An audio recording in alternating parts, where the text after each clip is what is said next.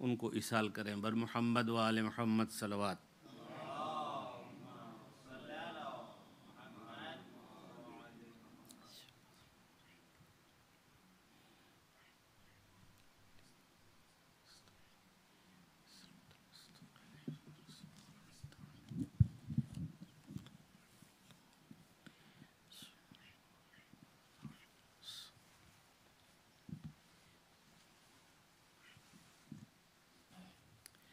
سورہ ابراہیم کی آیت نمبر 7 کی تلاوت کا شرف حاصل کیا گیا ہے، جس میں خداوند متعال ارشاد فرماتا ہے کہ اے رسول اس وقت کو یاد کرو جب تمہارے رب نے یہ اعلان کیا لئن شکرتم، اگر تم نے شکر خدا کیا، لازیدنکم، تو ہم تمہاری نعمتوں کو بڑھاتے جائیں گے، ولئن کفرتم، اور اگر تم نے نعمتوں کا کفران کیا، ان عذاب لشدید، تو پھر ہمارا عذاب بہت سخت ہے۔ موضوع شکر خدا ہے، اور جیسا کہ ابھی آپ نے اس مجلس کے ابتدائی سلسلے میں قاری قرآن نے سورہ رحمان کی تلاوت کی، اور اس میں ہر ایک آیت یا 2 آیت کے بعد فَبِأَيِّ آلَاءِ رَبِّكُمَا تُكَذِّبَانِ، کہ اللہ کی کن کن نعمتوں کو تم جھٹلاؤ گے۔ مقصد کیا ہے کہ جو نعمتیں ہیں ملی اس کا ہمیں شکریہ ادا کرنا چاہیے، اور اس لیے قاری قرآن نے کہا کہ جو حدیث ہے کہ ہر مومن کو جب سورہ رحمان کی تلاوت کرے تو یہ بھی کہے کہ ہم خدا کے نعمتوں کا ہم شکریہ ادا کرتے ہیں اور اس کو جھٹلاتے نہیں ہیں۔ لا اکذب، یعنی ہم اسے جھٹلاتے نہیں ہیں۔ بہرحال اصل موضوع یہاں پر آج کی گفتگو میں صرف یہ ہے کہ اس چلتی پھرتی دنیا میں جہاں پر آج دولت کی باغ دوڑ لگی ہوئی ہے اور سبقت دنیا میں لوگ لگے ہوئے ہیں، دنیا داری میں، اور دین کو پیچھے چھوڑے ہوئے ہیں، اس میں خدا کو بھول گئے ہیں، اور یہی نہیں جانتے ہیں کہ یہ جو کچھ ہم حاصل کر رہے ہیں سب یہی سمجھ رہے ہیں کہ ہم نے اپنے دست بازو سے یہ سب حاصل کیا ہے، حالانکہ یہ ساری نعمتیں اس پروردگار کی دی ہوئی ہیں، اور سب کچھ اسی کا دیا ہوا ہے، ہمیں اس کا شکریہ ادا کرنا چاہیے۔ تو انسان وقلیل من عبادی الشکور، قرآن نے بھی کہا ہے، اور شیخ سعدی نے کتاب گلستہ میں اس آیت کو کوٹ کیا ہے بڑے اچھے موقع پر، کہ ہمارے بندے بہت ہی کم ہیں جو اللہ کا شکریہ ادا کرتے ہیں۔ تو اس لحاظ سے اس آیت کا ابتدا اسی سے کی گئی ہے، لئن شکرتم، اگر تم نے اللہ کی نعمتوں کا شکریہ ادا کیا تو ہم بڑھاتے جائیں گے، یعنی یہ تجربے کے ساتھ بھی ہے اور قرآن کا اعلان بھی ہے اور معصومین کی فرمودات ہیں۔ آئیے تھوڑی سی گفتگو شکر کے سلسلے میں عرض کریں، جو لغت کے اعتبار سے، ڈکشنری کے لحاظ سے، اور پھر احادیث کی روشنی میں بھی ہے، اس کے بعد ہم کچھ چیزیں اور آپ کی خدمت میں پیش کریں گے۔ یہاں پر مسئلہ یہ آتا ہے کہ شکر کیا ہے؟ شکر اصل میں اللہ کی نعمتوں پر اس کی ثنا ہے۔ اللہ کی نعمتوں کو پانے کے بعد الحمدللہ کہنا ہے، اور اس کی 4 قسمیں ہیں، وہ میں انشاءاللہ بھی بعد میں بتاتا ہوں۔ جو راغب اصفہانی جو مشہور مفردات قرآن کے لکھنے والے ہیں، انہوں نے شکر کو 4 حصوں میں تقسیم کیا، 3 حصوں میں تقسیم کیا ہے۔ الشکر ثلاثۃ اضرب، شکر جو ہے 3 قسموں پر ہے۔ شکر القلب ہوا تصور النعمہ، کہ شکر جو ہے ایک قلب سے کیا جاتا ہے جہاں نعمت کا تصور ہوتا ہے، یعنی اس نعمت کو پا لینے کا آپ کو یقین ہوتا ہے اور اس نعمت کی معرفت آپ کو حاصل ہوتی ہے، یہ پہلا شکر ہے جو دل سے ہے۔ وشکر اللسان، اور ایک زبان سے شکریہ ادا کرنا ہے، وہو الثناء علی المنعم، اور یہ ثنا کرنا ہے اس احسان کرنے والے کا جس نے یہ نعمتیں عطا کی ہیں۔ یہ دوسری قسم ہو گئی، اور تیسری قسم ہے والجوارح وہو مکافات النعمت بقدر استحقاق، اور تیسری قسم شکر کی سارے اعضائے بدن سے شکریہ ادا کرنا کہ یہ ساری کی ساری نعمتیں جو ملی ہیں اس کی طرف سے ملی ہوئی ہیں۔ تو یہ 3 حصے ہیں، 3 قسمیں ہیں شکر کی، قلب سے، زبان سے اور پورے اعضائے جسم سے۔ اب آئیے یہ دیکھنا ہے کہ کیا زبان سے صرف الحمدللہ کہنا کافی ہے یا اس کے اور بھی مراحل ہیں؟ جی ہاں، اس کے اور بھی مراحل ہیں، جس میں یہ دیکھنا ہے کہ اس نعمت کا دینے والا کون ہے، بخشندہ نعمت کون ہے، جس نے نعمت کو بخشا ہے، جس نے نعمت کو دیا ہے وہ کون ہے۔ اگر اس شخصیت کو ہم جان لیں، یہ پہلا مرحلہ شکر کا آتا ہے، اس شخصیت کو پہچاننا بہت ضروری ہے۔ اس کے بعد یہ آتا ہے کہ اس نعمت کو جو دیا گیا ہے اس کا ہدف کیا ہے، اس کا مقصد کیا ہے۔ یہ وہ ساری چیزیں ہیں جو یہ شکر عملی میں آتی ہیں، یا عمل کرنے میں انسان شکر گزار ہوتا ہے تو یہ اس قسم میں آتی ہے۔ اب مثال کے طور سے میں آپ کی خدمت میں عرض کروں، جو انسان اتنا زیادہ گردن کلفت ہو جاتا ہے کہ سب کچھ میں نے کیا ہے اور میں نے کیا ہے، میں نے کمایا ہے، میں نے کیا، یہ ساری جو ہر طرف سے آدمی آتا ہے وہ سوچنا چاہیے اس کو سر سے لے کر کے پیر تک یہ جتنے اعضاء اور جوارے ہیں وہ کس نے دیے ہیں۔ جس ہاتھ سے تم نے نعمت کو پایا ہے، جس پیر سے چل کر کے تم نے دنیا کو جمع کیا ہے، جتنی دولتیں تم نے جمع کی ہیں، یہی ہاتھ، پیر، آنکھ، کان، ناک کو استعمال کر کے تو تم نے دولت کو جمع کیا ہے۔ لیکن اس سے پہلے یہ تو سوچو کہ اس جسم کو دیا کس نے ہے، کس مرحلے میں، اور اس سے پہلے شکر کرو کہ اس سے پہلے واسطہ کون بنا ہے اس جسم کے آنے میں۔ وہ سب سے بڑا ہمارے والدین کا وجود ہے، جو ماں باپ ہیں، جس کے ذریعے سے ہمارا وجود اس دنیا میں ہوا ہے۔ صلوات پڑھ دیجئے محمد و آل محمد پر۔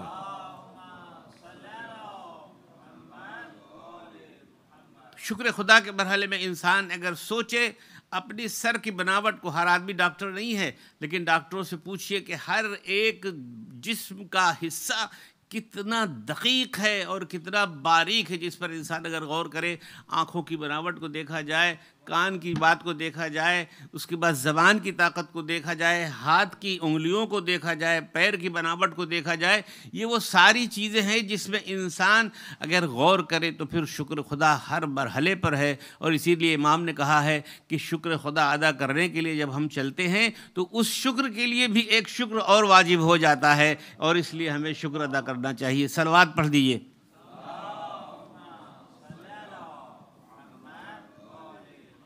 اب میں مثال دیتا ہوں، یہ باتیں میں نے اکثر کی ہیں آپ لوگوں کے سامنے، لیکن بعض دوست نئے موجود ہیں تو ان کے حوالے سے، کہ فرض کیجئے آپ کو ایک نعمت ملی ہے، اس کے لیے آپ 2 رکعت نماز شکر پڑھنے جا رہے ہیں، اور 2 رکعت نماز شکر پڑھنے کے لیے آپ چلے وضو خانے میں، یا اپنے گھر میں آپ حمام میں گئے، آپ نے وضو کیا، وضو کر کے آپ 2 رکعت نماز پڑھنے کے لیے مصلی اللہ پر، مصلی اطاعت پر آئے، اور آپ نے تکبیرۃ الاحرام کہا کہ 2 رکعت نماز شکر پڑھتا ہوں میں قربتاً اللہ کہہ کر کے آپ نے تکبیر کہی، اس کے بعد حمد پڑھا، حمد پڑھنے کے بعد سورہ پڑھا، سورہ پڑھنے کے بعد رکوع میں گئے، پھر سجود میں گئے، پھر دوسری رکعت کے لیے کھڑے ہوئے، پھر اسی طرح حمد و سورہ پڑھ کر کے سجود و تشہد و تحیات اور سلام پڑھ کے آپ نے کہا السلام علیکم ورحمۃ اللہ وبرکاتہ۔ تو ایک نعمت کے پانے پہ یہ 2 رکعت نماز جو آپ نے پڑھی ہے، یہ بتائیے اس 2 رکعت نماز میں جتنا وقت لگا ہے اور اس میں آپ کو حیات ملی ہے،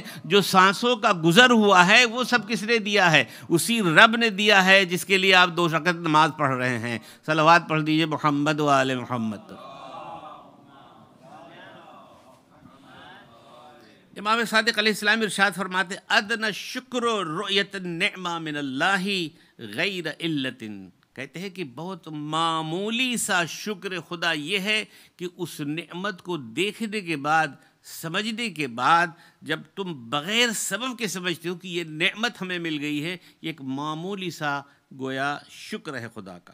پھر کہتے ہیں دوسری چیز والرضا بما آتا ہو، اور پھر اس نعمت کو جو اس نے دیا ہے اس پر انسان کو راضی رہنا، یہ بڑی بات ہے۔ کتنے لوگ ہیں جو مثلاً بعض چیزوں کو کسی وقت وقتی طور سے وہ پسند نہیں کرتے ہیں، لیکن وہ بہرحال ان کے لیے ایک نعمت ہوتی ہے۔ فرض کر لیجئے ہمارے معاشرے میں اگر کسی جوان نے شادی کی ہے اور پہلے گھر میں اس کے ہاں پہلی بیٹی پیدا ہو گئی ہے تو سارے گھر والوں کا منہ لٹک جاتا ہے، ہر آدمی چاہتا ہے کہ ہمارے گھر میں پہلے لڑکا پیدا ہو، لیکن لڑکی پیدا ہو گئی۔ بعض لوگ ہیں جو بڑے خوش ہوتے ہیں لڑکی پیدا ہونے پر بھی، لیکن یہ نہیں جانتے کہ وہ ماں جس نے پیدا کیا ہے وہ بھی تو کبھی لڑکی تھی، لیکن لڑکی کے پیدا کرنے پر منہ لٹک جاتا ہے۔ ایک معمولی سی مثال، یا کوئی اور دوسری چیز جس کو آپ سمجھتے ہیں، فصل کے لیے، باغ کے لیے، کسی بھی جگہ چلے جائیے، نوکری پہ آئے ہیں، معلوم ہو کہ صحیح سے برتاؤ نہیں ہو رہا ہے اور تنخواہ نہیں مل رہی ہے، کچھ دیر ہو رہا ہے، منہ لٹک جا رہا ہے، تو مقصد یہ کہنے کا ہے کہ انسان جو ہے ناشکرا ہے، اور وہ ناشکرے کے مرحلے میں آ کر کے اپنے رب کو بھول جاتا ہے۔ تو یہ دو حدیثیں جو ہم نے آپ کی خدمت میں عرض کی، اس کے بعد کہتے ہیں کہ اس میں بھی انسان مخالفت نہ کرے اس نعمت کو پانے کے بعد۔ یہ بڑی اہم بات ہے۔ میں نے ابھی آپ کو مثال دی ہاتھ کی اور تمام اعضائے جسم کی، کم از کم آپ صرف ہاتھ کی اس انگلیوں کی طرف سوچیں اور غور کریں کہ اللہ نے ان انگلیوں کو کس انداز میں بنایا ہے کہ جو کام بھی ہم کرنا چاہیں کر سکتے ہیں، اچھے سے اچھا کام، برے سے برا کام، مشکل ترین کام کو انجام دے سکتے ہیں۔ اب آئیے ذرا مثالوں سے، تاکہ بچے اور جوان بھی اس طرف متوجہ ہو جائیں۔ فرض کیجئے ایک انسان بالکل خدا کو نہیں مانتا، کچھ پہچانتا نہیں ہے، نہیں جانتا ہے، شکر خدا نہیں جانتا، الحمدللہ کہنا نہیں جانتا، اس کو آپ کیسے سکھائیں گے کہ ایک رب ہے جو نعمتوں کو دینے والا ہے، ایک منعم ہے جو احسان کرنے والا ہے؟ اس کو مثال دیجئے۔ ہم نے 4-5 پھل اکٹھا کر لیے، سیب ہے، کیلا ہے، امرود ہے، ناشپاتی ہے، اور بھی فرض کے لیے جتنے بھی آم، یہ وہ 5-6 پھلوں کو ہم نے ملا کر کے، اور اس کے بعد اس کا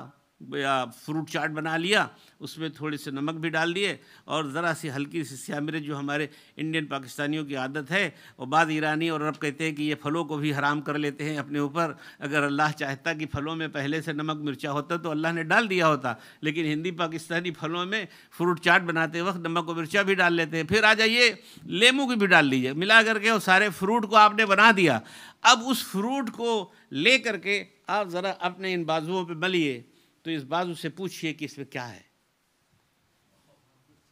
یہ کھال ہے نا،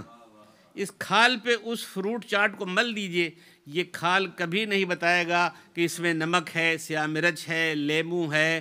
آم کی مٹھاس ہے، یہ ساری چیزیں ہیں۔ لیکن اسی کا ایک چمچ اسی ایک کھال کے اوپر زبان پہ رکھیے، تو زبان پہ رکھا تو اسی زبان نے بتا دیا کہ اس میں نمک بھی ہے، سیاہ مرچ بھی ہے، لیمو بھی ہے، مٹھاس بھی ہے۔ کیا اللہ کی نعمت یہ بھی کھال ہے، یہ بھی کھال ہے، لیکن دونوں میں فرق اتنا ہے کہ اللہ تبارک و تعالیٰ نے اس میں جو شیرینی عطا کی ہے، جو لذت عطا کی ہے، وہ کوئی ادا نہیں کر سکتا، نہ کوئی دے سکتا ہے۔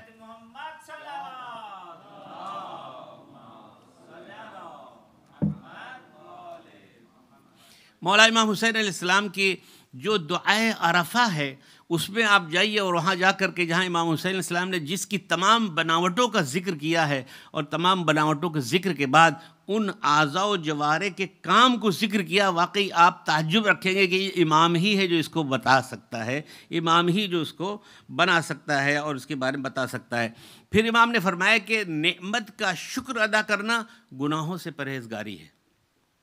یہ بہت اہم بات ہے جو آپ حضرات کو میں بتا رہا ہوں۔ کہتے ہیں شکر نعمت اجتناب المحارم، کہتے ہیں اللہ کی نعمتوں کا شکر ادا کرنا کیسے ہوگا؟ جب آپ گناہوں سے بچیں گے، گناہوں سے پرہیز کریں گے، تو اللہ کی نعمتوں کا شکریہ ادا ہوگا۔ اب آئیے مناجت خمسطہ عشر میں سے ایک جملہ امام زین العابدین علیہ السلام کا آپ کی خدمت میں عرض کرتے ہیں۔ مولا کے نام پہ صلوات پڑھ دیجئے۔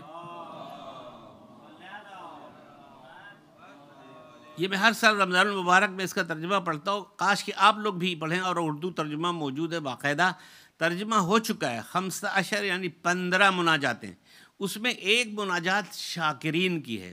جیسا کہ ایک مناجات جو ہے توبہ کرنے والی کی ہے، ایک توبہ اخلاص والوں کی ہے، اسی طرح مختلف مناجاتیں ہیں۔ تو ایک مناجات شاکرین کے نام پہ ہے، اس میں سے ایک جملہ میں نے نکال کے آپ لوگوں کی خدمت میں سنیے۔ کیف لی بتحصیل الشکر و شکر ایاک یفتقر الی شکر، خدایا میں تیرا کیسے شکریہ ادا کروں؟ یہ ابھی میں عرض کر چکا ہوں مثال دے کر کے۔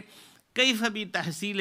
شکر و شکری لی ایاک یفتقر الی شکر، خدایا ہم تیری نعمتوں کا شکریہ کیسے ادا کریں؟ اس لیے کہ ایک شکر کو ادا کرنے کے لیے پھر دوسرا شکر ہمارے پر واجب ہو جاتا ہے۔ فَكُلَّمَا قُلْتُ لَكَ الْحَمْدُ، اب جب ہم نے کہا کہ خدایا تیری حمد و ثنا ہے، تیرا شکر ہے، وجب علیہ ذالک ان اقول لک الحمد، تو میرے اوپر پھر واجب ہو جاتا ہے کہ تجھے کہوں الحمدللہ۔ یہ ہے مولا کا، اور شکر انسان کی عاجزی کا نام ہے، یعنی انسان عاجز ہے، ظاہر عاجز ہے بندہ، تبھی تو کوئی اس کی بارگاہ میں ہاتھ اٹھا کر کے دعا کرتا ہے کہ خدایا ان نعمتوں سے ہمیں نواز دے، تو یہ عاجزی کا نام شکر ہے۔ امام صادق علیہ السلام کی ایک حدیث ہے، جب جناب موسیٰ نے اللہ کی بارگاہ میں مناجات کی تو سنیے، فیما اوحی اللہ عز وجل الی موسیٰ، اللہ تبارک و تعالیٰ نے مناجات میں موسیٰ پر یہ وحی نازل، اشکر لی حق شکری، اے موسیٰ تم شکریہ ادا کرو جو شکریہ ادا کرنے کا حق ہے۔ فقال یا رب وکیفا، تو جناب موسیٰ نے اللہ کی بارگاہ میں عرض کیا کہ خدایا تو ہی بتا دے اے میرے رب کہ میں کیسے تیرا شکریہ ادا کروں جو شکر ادا کرنے کا حق ہے۔ ولیس من شکر کا اشکر کا، اور میرے سمجھ میں نہیں آ رہا ہے کہ یہ شکریہ میں تیرا کیسے ادا کروں۔ کہا کہ جس وقت میں میری نعمت ملے تو پھر دوسروں کو یاد دلاؤ کہ یہ نعمت اللہ کی ہے، اس طرح شکر ادا کرو گے۔ یا موسیٰ الآن شکرتنی حین علمت ان ذالک، جس وقت تمہیں یہ پتہ چل گیا کہ یہ نعمت مجھے ملی ہے، یہی تیرا شکر ہے کہ تو نے نعمت کو پہچان لیا۔ صلوات پڑھ دے محمد و آل محمد۔ ایک بات اور ہے جو ہمارے سماج میں بہت کم پایا جاتا ہے، اور وہ بہت ضروری ہے کہ انسانوں کا شکریہ ادا کرنا بہت ضروری ہے۔ من لم یشکر الناس لم یشکر اللہ، جس نے انسانوں کا شکریہ ادا نہیں کیا اس نے اللہ کا شکریہ ادا نہیں کیا۔ کتنے ایسے لوگ ہیں ڈھیٹ، لفظ ڈھیٹ سے بھی بدتر اگر کوئی لفظ ہے تو استعمال کیا جا سکتا ہے کہ کسی نے کسی کے اوپر احسان کیا تو کہتے کیا ہوا،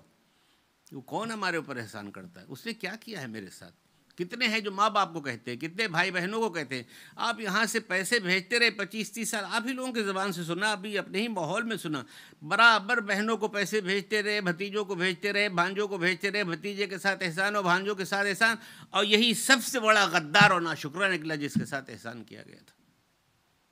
تو یہ کہا گیا ہے کہ جس نے انسانوں نے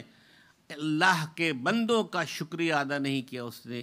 اللہ کا بھی شکریہ نہیں۔ اس لیے ضروری ہے کہ جو بھی احسان کرے آپ کے ساتھ، ہمارے ساتھ، ہمیں پہلے اس مومن کا، اس رشتہ دار کا، اس بھائی کا، اس چچا کا، اس ماموں کا شکریہ ادا کرنا چاہیے، زبان سے بھی اور عمل سے بھی، تحریر سے بھی، تقریر سے بھی، یہ ضروری ہے۔ آئیے جناب موسیٰ کے پھر اس مناجات کے بارے میں ایک جگہ اور ملتا ہے کہ جناب موسیٰ نے اللہ کی بارگاہ میں عرض کیا کہ خدایا تو نے آدم کو پیدا کیا اور آدم کو بہشت دی، بہشت دینے کے بعد حوا جیسی بیوی سے تو نے شادی کرائی، اور تمام نعمتیں اللہ کی، تیری نعمتیں سب ان کے اوپر حلال کی، تو اب یہ بتاؤ کہ یہ ساری نعمتیں دینے کے بعد جو کیسے انہوں نے شکریہ ادا کیا۔ تو رب نے موسیٰ سے کہا کہ جتنی نعمتیں ملی تھیں ان نعمتوں کی معرفت حاصل کی اور اس کو سمجھا کہ یہ اللہ نے میرے لیے نعمت ادا کی ہے، یہی اس کا شکر تھا۔ صلوات پڑھ دیجئے۔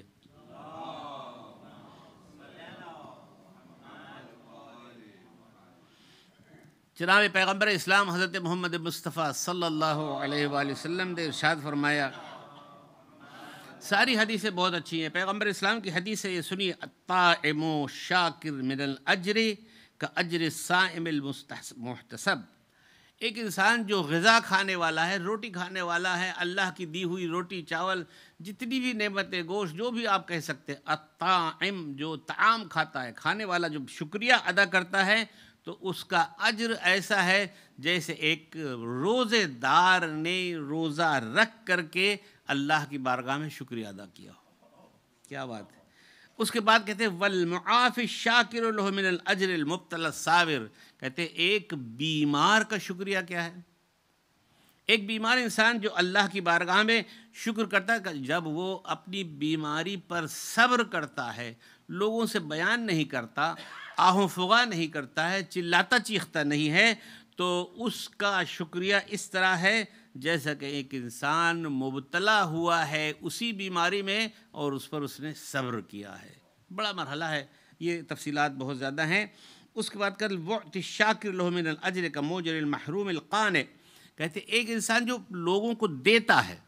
ابھی جو میں نے ذکر کیا کہ مثلا چچا نے بھتیجے کے ساتھ کیا، ماموں نے بھانجے کے ساتھ کیا، بھائی نے بھائی کے ساتھ کیا، خالہ نے بھانجی کے ساتھ کیا وغیرہ. المعطی جو دینے والا ہے اس کا شکریہ اس طرح ہے کہ جیسے ایک محروم انسان جو قناعت پسند ہے اس کا اجر ملتا ہے، وہی اس سوال اس کو ملتا ہے. اس کے بعد پھر آخر میں بات ختم کرتے ہوئے جلدی سے کہ مخلوق کا شکریہ ادا کرنا بہت ضروری ہے. جیسا کہ میں نے آپ کی خدمت میں عرض کیا، امام رضا علیہ السلام فرماتے ایک صلوات پڑھیے مولا کے نام پر.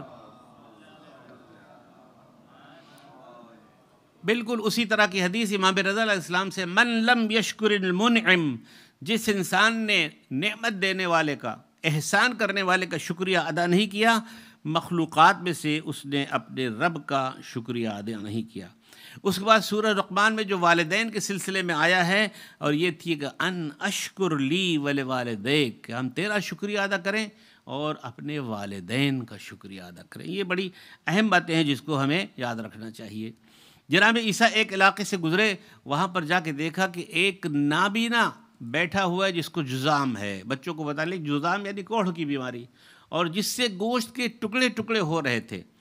تو جناب عیسیٰ نے پوچھا کیا حال ہے تمہارا؟ تو اس وقت میں وہ شخص جو نابینا ہے کہتا کہ خداوند متعال نے جتنی ہمیں نعمتیں عطا کی ہیں دوسروں کو نہیں عطا کی. پوچھا کیا عطا کیا ہے؟ کہا رب نے ہم کو ایک دل دیا ہے جس میں اپنی محبت کو بھر دیا ہے، اور دوسروں کو یہ محبت نہیں ملی ہے. صلوات پڑھ دیجئے محمد و آل محمد. نعمتوں کے سلسلے میں آپ کی خدمت میں عرض کیا کہ دل سے شکریہ ادا کرنا، زبان سے شکریہ ادا کرنا، اور اس کے ساتھ ساتھ دل سے کہ احترام منعم، جو احسان کرنے والا ہے اس کا احترام کیا جائے اور پھر اس سے محبت کی جائے. دو طریقے ہیں دل سے شکریہ ادا کرنے کا، کہ ایک منعم کا احترام، جو میرا محسن ہے، جو میرے اوپر احسان کرنے والا ہے اس کا احترام ہو، اور دوسرے یہ کہ اس سے محبت کی جائے. دوسرا طریقہ شکر کا المحدث، کہ کہتے ہیں کہ زبان سے بیان کرنا. یہ تفصیلات ہیں جو آپ کی خدمت میں عرض کیے. اب آئیے تھوڑی سی فضیلت اس کی خدمت میں عرض کر دوں کہ 11ویں امام حضرت امام حسن عسکری علیہ السلام سے تفصیل پوچھا گیا، ثم لتسألن یومئذ عن النعیم. مولا بتائیے کہ یہ 30ویں پارے میں جو یہ آیت آئی ہوئی ہے اس کی تفسیر کیا ہے؟ ثم لتسألن یومئذ عن النعیم، تم سے نعمتوں کے بارے میں سوال کیا جائے گا. تو جناب امام نے فرمایا کہ اللہ تبارک و تعالیٰ نے یہ ساری نعمتیں، یہ دسترخوان تمہارے لیے بچھایا ہوا ہے، کھانے پینے کی چیزیں ہیں، تمام چیزیں، روٹی کپڑا مکان اور تمام اچھی چیزیں ہیں، بہترین باپ ہے، بہترین زوجہ ہے، بہترین شوہر ہے، بہترین بھائی ہیں، بہترین دوست ہیں، گاڑی ہے، مکان ہے، مسجد ہے، ہر چیز ہے، رہبر تمہیں ملے. یہ سب اللہ کی نعمتیں ہیں، تو اس میں تمہارا حساب نہیں ہوگا. کہا پھر یہ جو آیت آئی ہوئی ہے کہ قیامت کے دن تم سے نعمتوں کا سوال کیا جائے گا، تو آپ نے فرمایا کہ نعمت اس نعمت کا سوال کیا جائے گا جو غدیر کے دن میں پیغمبر اسلام نے علی کے ہاتھ کو بلند کر کے ان کی امامت کا اعلان کیا تھا، اور جس نے ولایت و امامت علی کو قبول نہیں کیا ان کو کفران ہوگا، اور جنہوں نے نعمت کا اقرار کیا ہے ان کی بلندی درجات ہوں گی اور اضافہ ہو جائے گا. صلوات.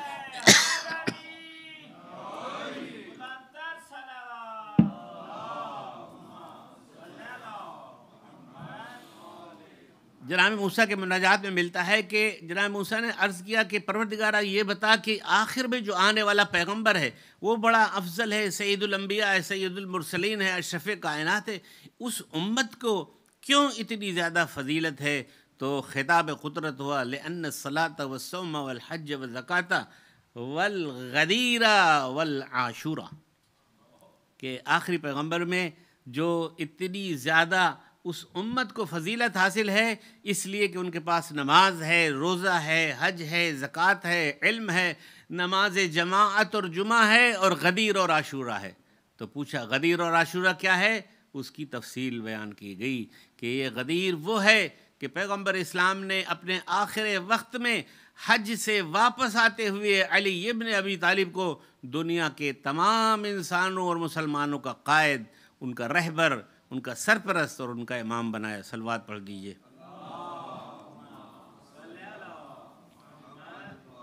اور پھر عاشورہ کی تشریح کی گئی کہ یہ عاشورہ کیا ہے؟ کہا کہ یہ 10 دن منائے جائیں گے اس رسول کے نواسے کی یاد میں جس کو بغیر پانی کے، بغیر کھانے کے قتل کیا گیا، اس کے خاندان کو اس دشت بلا میں مبتلا کیا گیا اور دھوکے سے بلا کر کے اس کے نواسے کو شہید کیا گیا۔ لوگ یہ سمجھتے ہیں کہ شیعہ اہل بیت قاتل ہیں اور اس لیے روتے ہیں، یہ اشتباہ ہے۔ یہ مرنے کے بعد، ان کے قتل کے بعد، ان کی شہادت کے بعد رونا یہ سیرت رسول ہے، اس لیے کہ پیغمبر نے ولادت حسین کے موقع پر گریہ کیا تھا، جس وقت میں جبریل فرشتوں کے ساتھ آئے تھے مبارکباد دینے کے لیے۔ اس وقت میں پیغمبر اسلام نے اپنی بیٹی فاطمہ زہرا سے کہا تھا، بیٹی یہ وہ فرزند ہے جس کو 3 دن کا بھوکا پیاسا کربلا میں شہید کیا جائے گا، اور وہ پورے واقعات جو آپ کی خدمت میں عرض کیے جاتے ہیں۔ دوستو، میں نے شکر خدا کے مرحلے میں آپ کی خدمت میں عرض کیا ہے، 1-2 واقعے کی طرف اشارہ کر کے۔ مولانا نے بہت اچھے مسائل پڑھے، بلکہ فضائل بھی اچھے پڑھے، اللہ ان کو جزائے خیر دے، ان کی عمر میں طولانی ہو، انشاءاللہ سلامتی ہو۔ عرض کرنے کا مقصد یہ ہے کہ جو بھی کربلا کا انسان تھا، چاہے صحابی ہو، چاہے بیٹا ہو، چاہے عورتیں ہوں، خیمے میں رہنے والے کنیزیں ہوں، سب کے سب اس مرحلے میں تھے کہ سب اپنے آپ کو ایثار و فداکاری کے لیے آمادہ کیے ہوئے تھیں۔ شکر خدا کا اگر مرحلہ دیکھنا ہے تو صرف 2 جملے سن لیجئے کہ جس وقت میں جناب فضہ نے جناب زینب سے کہا تھا، اے ثانی زہرا، آپ کے بیٹے خون میں نہا کر کے واپس آئے ہیں، تو زینب نے یہی کہا تھا کہ میں نے اون محمد کو واپس آنے کے لیے تو نہیں کہا تھا، میں نے شہید ہونے کے لیے کہا تھا، میں نے اپنے بھائی پر نثار ہونے کے لیے کہا تھا، یہ کیسے آ گئے؟ میں ان کو دودھ نہیں بخشوں گی۔ لیکن فضہ کہتی ہیں، نہیں زینب، آئیے ذرا اس خیمے میں چلیں جہاں ان کی لاشیں آئی ہوئی ہیں۔ زینب جس وقت میں آئیں تمام شہداء کی لاشوں کے ساتھ، اون محمد کی لاش تھی، دونوں لاشوں کے درمیان ایک مرتبہ زینب سجدے میں گئیں، سجدے میں جا کر کے شکر خدا بجا لاتی ہیں، خدایا تیرا شکر ہے کہ تو نے میری قربانی کو قبول کیا، میں نے اون محمد کو اپنے بھائی حسین پر قربان کیا۔ ابھی آپ نے مولانا محترم سے جناب علی اکبر کی شہادت کو سنا تھا، واقعاً یہی جملہ تھا جناب زینب کا، جب علی اکبر نے کہا تھا کہ جناب زہرا سے زیادہ عظیم الشان کوئی نہیں ہے، اس وقت میں جناب زینب نے یہی کہا، بیٹا جاؤ، ہم اپنے بھائی پر تمہیں قربان کرتے ہیں۔ آخری جملہ ایک شکر کا اور سن لیجئے کہ اتنی شہادتوں کے بعد جس وقت میں نشیب کی طرف آتے جناب ثانی زہرا زینب جاتی ہیں، بھائی کے لاش کو پہچان نہیں پاتی ہیں، اور واقعاً کیوں نہ پہچان پائیں؟ اس لیے کہ جسم پر سر نہیں ہے اور پورے جسم پر لباس نہیں ہے، لیکن دیکھا جا کر کے سینے پہ لپٹی ہوئی سکینہ ہے، سو رہی ہے۔ زینب نے سکینہ کو ہٹایا، بیٹا یہ تم کس کی لاش سے لپٹی ہوئی فریاد کر رہی ہو؟ کہا پھوپھی جان، یہ میرے والد، میرے بابا کی لاش ہے۔ کیسے تم نے پہچانا؟ نہ جسم پر سر ہے، نہ لباس میں لباس موجود ہے۔ اس وقت میں سکینہ کہتی ہیں کہ جب خیمے جل رہے تھے میں بھٹکتی پھرتی ہوئی بابا بابا کہہ رہی تھی، تو اسی نشیب سے آواز آئی تھی، سکینہ الیہ الیہ۔ جناب زینب قریب ہوئیں اس لاش کو اٹھا کر کے اللہ کی بارگاہ میں کہتی، خدایا تقبل منا القربان، اے خدا ہماری اس قربانی کو اپنی بارگاہ میں قبول فرما۔ الا لعنۃ اللہ علی القوم الظالمین وسيعلم الذین ظلموا أي منقلب ينقلبون انا للہ و انا الیہ راجعون رضا بقضائہ وتسلیما لامرہ.